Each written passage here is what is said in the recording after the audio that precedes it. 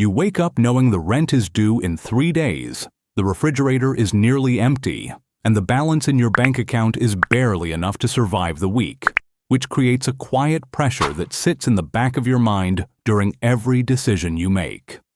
When money is scarce, the problem is not only the lack of dollars, but the environment of constant urgency that scarcity creates, because every small expense suddenly competes with every other expense, forcing choices that feel reactive rather than thoughtful. Behavioral economists often describe this as the scarcity mindset, a condition where limited resources narrow a person's focus so intensely on the present that long-term planning becomes increasingly difficult, even for people who are intelligent and disciplined. In practical terms, this means that someone living with very little financial margin is not simply managing less money, they are also managing far more stress per dollar, which quietly changes how decisions are made. Consider a simple example where a person must choose between buying groceries today or paying a late fee tomorrow, because when resources are tight, the brain is forced to solve short-term problems first, even if that choice creates a slightly worse outcome later.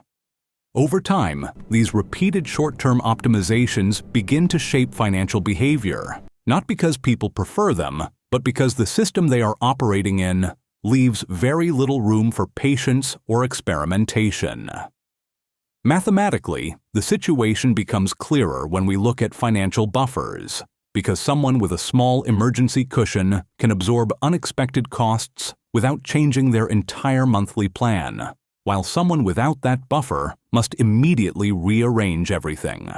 For example, a $150 unexpected expense might represent a minor inconvenience for someone with savings, but for someone living paycheck to paycheck, the same number can trigger overdraft fees, delayed bills, and a chain reaction of additional costs.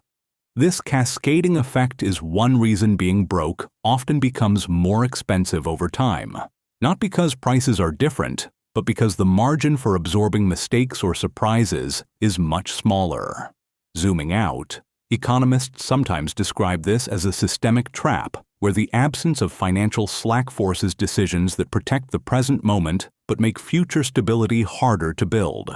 The important insight here is not that individuals lack discipline or intelligence, but that scarcity itself changes the environment in which decisions happen, compressing time horizons and increasing the mental cost of every choice.